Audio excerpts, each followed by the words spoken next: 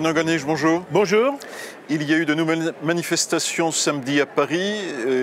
Êtes-vous toujours du même avis concernant les Gilets jaunes?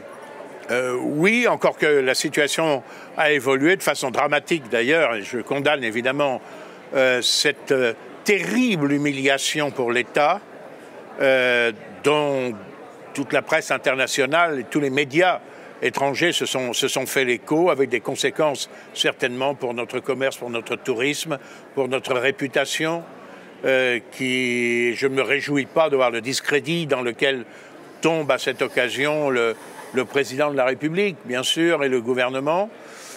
Ce sont des manifestations très violentes, mais je crois que dans ce mouvement, en réalité, il y a trois composantes qui n'ont pas grand rapport les unes avec les autres. La première, ce sont les Gilets jaunes proprement dit. Ça, c'est un mouvement spontané de Français qui sont des laissés-pour-compte du mondialisme, qui en sont les victimes, qui en sont conscients, qui sont inquiets pour l'avenir de leurs enfants, dont ils savent pour la première fois depuis très longtemps qu'ils vivront certainement une situation beaucoup plus difficile qu'eux-mêmes, et qui eux-mêmes d'ailleurs n'arrivent pas à boucler les fins de mois. Il y a le problème du pouvoir d'achat, il y a des problèmes qui ne sont pas dits, tels que l'insécurité, l'immigration, mais dont ils vous parlent en privé. Ils n'osent pas toujours le dire en public. Ils sont rejetés à la périphérie des villes par un urbanisme tout à fait délirant qui a favorisé ces grandes métropoles, et ils vivent par conséquent sur le plan matériel, mais moral, psychologique, des situations très difficiles, et ça pète. Ça pète à l'occasion d'un élément, la bagnole, la voiture. Parce que c'est le dernier. Pourquoi? Parce que c'est le dernier espace de liberté qui leur restait, premièrement. Et deuxièmement, parce que cet espace de liberté, il est sous pression constante. Sous pression constante. Et je trouve très significatif que ça parte des Gilets jaunes. C'est-à-dire que ça part d'une de ces nouvelles obligations qu'on leur a imposées. En l'occurrence, une obligation qui peut se justifier pour des raisons de sécurité, d'avoir un gilet jaune et d'avoir un triangle rouge au cas où la voiture est accidentée. Mais ces obligations se multiplient dans tous les domaines. Il y a les contrôles techniques qui sont de plus en plus sévères, de plus coûteux. Il y a bientôt, alors que l'État les a incités à acheter des voitures diesel, qu'au cours de la campagne électorale, M. Macron, qui se fait fort de respecter toujours ses promesses, a dit que le diesel était un des fleurons de l'industrie française. Il est vrai que le rendement du diesel, du moteur diesel, est bien meilleur au rendement du moteur essence. C'est ce qui fait que l'on consomme relativement au CO2, certainement. Et en ce qui concerne les particules fines, il y a eu des progrès considérables qui ont été faits à grand prix. Bon, il y a ça, il y a les limitations de voies. À Paris, cette imbécilité que de supprimer la voie sur Berge, mais pas seulement. À Lyon, il y avait par exemple l'avenue Garibaldi, des Trémies, que l'on a bouché, en fait, toutes sortes d'ouvrages d'art, de travaux de voirie qui avaient été payés à grands frais par les contribuables, et que, à cause du délire écologiste, on supprime alors que ça avait coûté très cher et que ça facilitait quand même la circulation. Et puis la prétention de la mairie de Paris maintenant à leur interdire de venir en ville, à interdire d'abord les diesels et puis interdire les voitures soi-disant polluantes qui sont les vieilles voitures. Alors quand on dit à ces gens-là, mais on va vous donner une prime qui sont à 20 ou 30 ou 50 euros près, ils disent c'est bien joli une prime. Mais enfin, je vais devoir quand même payer les 4/5 du prix d'une voiture neuve. Et comment est-ce que je vais faire? Je n'ai pas de crédit auprès de la banque. Alors, ça, le mouvement se déclenche sur ce phénomène de l'augmentation. Évidemment, la goutte d'eau qui a mis le feu aux poudres, c'est la goutte de carburant, si j'ose dire, c'est évidemment l'augmentation démentielle des taxes sur les carburants, et notamment, autre manifestation de l'écologie persécutoire, les augmentations de taxes carbone dont l'utilité demeure approuvée. Bon, ça c'est le mouvement des Gilets jaunes classiques. Là-dessus, il y a une deuxième strate qui n'a peu de choses à voir avec la première, mais qui se greffe sur la première. Ce sont les casseurs. Alors ces casseurs, ils sont connus des services de police, ou ils devraient l'être depuis très longtemps. Nous les rencontrons depuis que je fais de la politique. Ce sont les antifas que l'on a présentés comme des victimes alors qu'ils étaient les agresseurs à l'occasion de l'affaire Méric, que nous avons vu partir à l'assaut de nombre de nos réunions publiques parfaitement pacifiques, qui, eux, sont des gens extrêmement dangereux parce qu'ils sont prêts à tuer. Quand vous lancez un pavé sur quelqu'un, hein, c'est que vous êtes prêt à lui occasionner des fractures du crâne. Quand vous laissez un cocktail Molotov sur un policier, ça veut dire que vous essayez de le brûler vif. Et ces gens-là sont extrêmement déterminés. Ils sont partis à l'assaut de cars de police. Ils ont retourné les fumigènes, fermé les portes. Et moi, ce que je crains d'ailleurs, c'est qu'un policier ne finisse ce qui serait de la légitime défense, hein, par faire usage de son arme de service, si, comme ça a déjà été le cas, il se trouve encerclé par des gens qui sont prêts à les lyncher. Alors là, nous avons eu un exemple quand même terrifiant, dont l'analyse ne peut reposer que sur une seule alternative. Ou bien l'État est impuissant. Impuissant parce que quand on sait qu'il y a déjà eu 8 jours avant des manifestations extrêmement violentes, qu'on sait que les manifestants vont revenir, qu'ils vont revenir aux Champs-Élysées, qu'on n'ait pas été capable de protéger l'Arc de Triomphe, c'est quand même extraordinaire. Alors c'est soit une impuissance terrible qui aurait dû conduire à la démission du ministre de l'Intérieur dans des pays, je dirais, civilisés, soit c'est de la complicité, c'est un calcul machiavélique en se disant, en laissant faire ces violences, nous discréditons le premier mouvement, c'est-à-dire la révolte spontanée populaire des Gilets jaunes. De l'utilisation de policiers aussi comme casseurs, puisqu'on a vu de nombreux regroupements, il y a des films assez nombreux on a vu ce que je trouve, à mon avis, inquiétant, et peut-être plus que l'affaire Benalla. Je sais bien que dans tous les cortèges de cette nature, on infiltre des policiers pour avoir des renseignements. Mais on a vu notamment au milieu des casseurs, un casseur se faire appréhender, sortir sa carte de police et dire « je suis de la maison ». C'était quand même un élément qui favorisait l'excitation des autres. Et puis il y a une troisième strate dont personne ne parle parce que c'est tabou. Ce sont les bandes ethniques, la racaille, qui débarquent des banlieues et qui vient faire son marché de Noël. Qui vient faire son marché de Noël par le pillage des magasins, si possible d'ailleurs aussi des grands magasins. Et ça s'est poursuivi pendant le week-end, bien après la manifestation de samedi dernier, puisque lundi encore, il y a des bandes qui, presque en toute impunité, se sont livrées à des saccages, à des pillages de magasins, que ce soit à Toulon, à Aubervilliers ou ailleurs. Alors je crois que ces trois éléments n'ont rien à voir, que ce serait le rôle de l'État, évidemment, de la police, de les dissocier, qu'en ce qui concerne le premier élément, le seul, vous l'avez bien compris, qui est ma sympathie, c'est-à-dire des gens qui réclament pour l'amélioration de leur cas légitime, de leur cadre de vie, de leur pouvoir d'achat. Il est temps que ce mouvement se dote malgré tout d'une structure, se dote de porte-parole avec lesquels il soit possible de négocier. Sinon, ce ne sera qu'une jacquerie de plus, comme notre pays en a connu au Moyen-Âge. Mais en tout cas, en ce qui concerne les bandes ethniques et en ce qui concerne les casseurs, les Black Blocs, les Antifas, etc., qui déjà le 1er mai avaient connu une quasi-impunité en saccageant tous les commerces et les magasins pendant plus d'une heure, boulevard de l'Hôpital, il est temps de les mettre au pas et qu'ils subissent le juste châtiment de leurs méfaits. Alors, une des raisons du mécontentement des Gilets jaunes, c'est le poids des impôts. Là, il y a peut-être une solution qui va être trouvée par les ministres des Finances qui se réunissent aujourd'hui pour taxer les GAFA. Oui, dans un cadre européen. Bon, alors les GAFA, vous le savez, ce sont les grandes multinationales de l'informatique, Google, Apple, Amazon, etc., Facebook et tutti quanti. Écoutez, là aussi, est-ce qu'on peut parler d'impuissance? Parce que c'est vrai que ces groupes pratiquent une certaine optimisation fiscale. Il y a une concertation. On annonce qu'il y aura peut-être une réglementation européenne à l'échéance 2022. C'est dire que quand même ceux qui croient naïvement parmi nos compatriotes qu'on agit plus efficacement quand on agit à 27 que quand on agit tout seul, malheureusement, se trompe.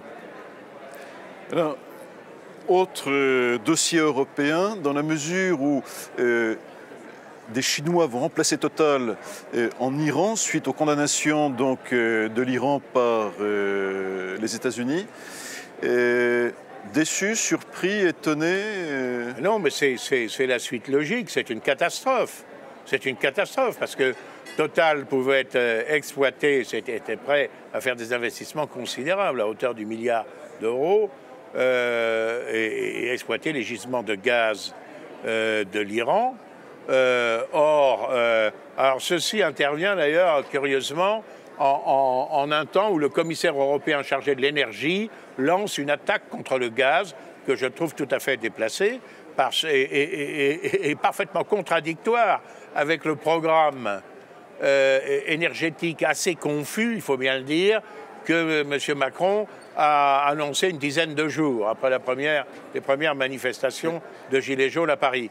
L'objectif du commissaire M. Macron dit il faut supprimer le gasoil. D'ailleurs, mon plombier, moi-même, j'ai été très surpris d'apprendre qu'il fallait que je mette ma chaudière relativement neuve et qui a bénéficié quand même d'un crédit d'impôt à la casse pour passer au gaz. Bon, le gaz, passez-moi l'expression, c'est pas le fumier des vaches qui va suffire à le produire dans un premier temps.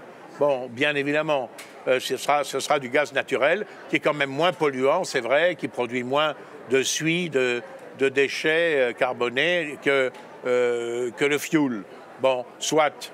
Et là, le commissaire européen s'en prend au gaz et par suite de notre impuissance face aux sanctions américaines qui ont une prétention à l'universalité, alors que l'Europe avait dit aux Iraniens continuez de respecter l'accord sur le désarmement nucléaire, nous allons contourner les sanctions américaines, on s'aperçoit encore une fois que c'est l'Europe de l'impuissance. Autre sujet en Europe, c'est en Espagne cette fois-ci qu'un certain retentissement a eu lieu avec l'arrivée du petit parti dit d'extrême droite Vox aux élections régionales en Andalousie. Oui. Ce parti a surpris les sondages en obtenant près de 11% et 12 sièges au Parlement régional sur 109. Cela vous semble-t-il un signe d'espoir dans un pays qui n'avait jamais connu d'extrême droite depuis le renversement de Franco? Oui, bien sûr, bien sûr. Il était temps qu'une formation de droite nationale émergeât en Espagne. Parce que l'Espagne est de plein fouet confrontée à l'immigration massive et illégale en provenance notamment du Maroc, qui traverse la Méditerranée à Gibraltar ou qui essaie de s'infiltrer par les enclaves de Ceuta et de Melilla.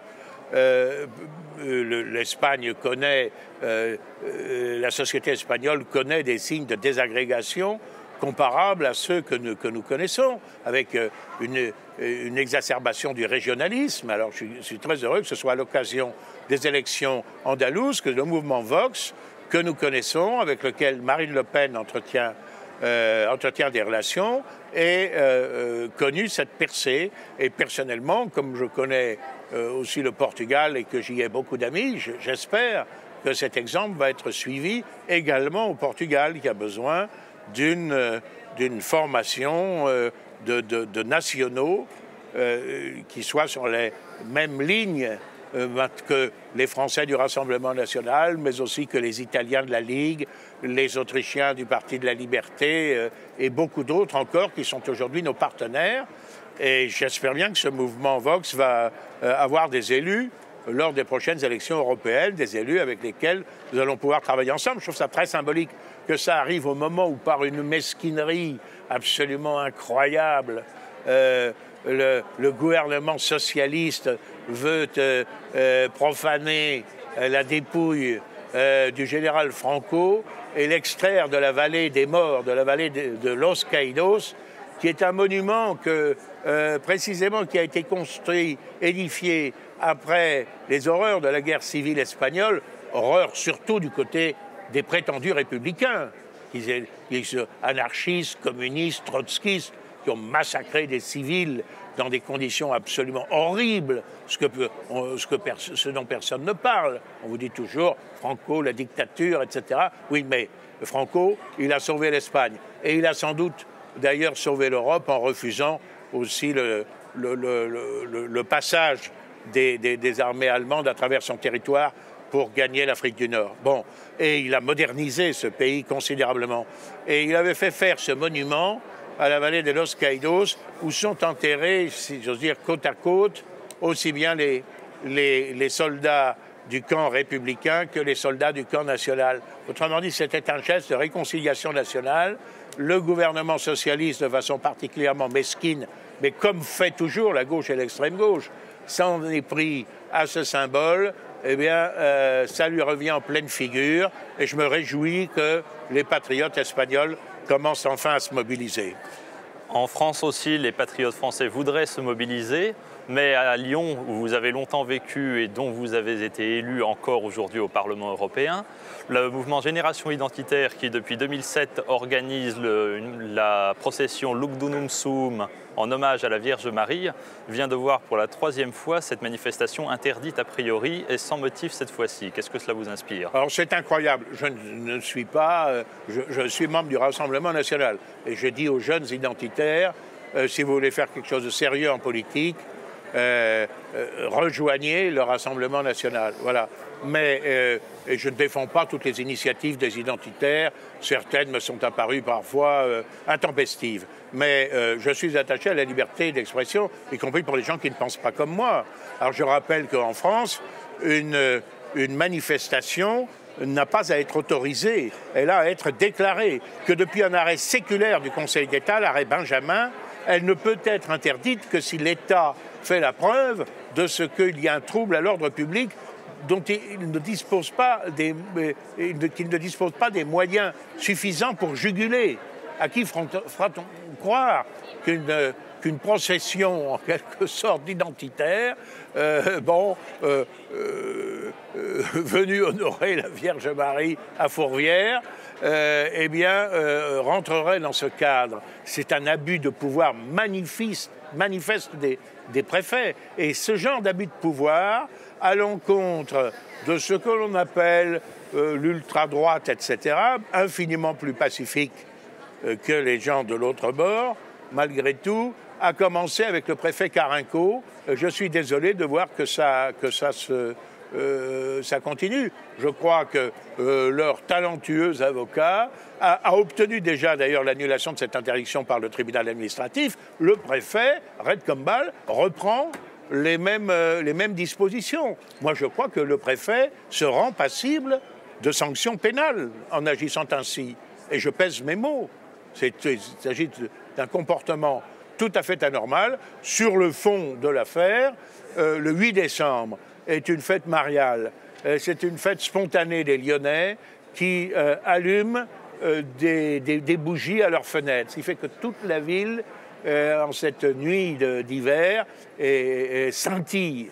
Bon, c'est devenu une opération commerciale. On a fait des illuminations en passant des marchés avec des sociétés qui parfois font de très belles choses, j'en conviens. Mais pendant 3 jours, alors c'est en réalité prétexte à des opérations touristiques commerciales totalement découplées maintenant de son côté spirituel. Alors ces jeunes gens ont voulu rappeler, je pense, l'origine spirituelle de cette action de grâce, comme l'on disait, cette action de remerciement envers la Vierge peu de temps avant Noël. Je pense que le principe est tout à fait légitime et l'interdiction qu'elle aurait opposée scandaleuse. Merci Bruno Gollnisch. Je t'en prie.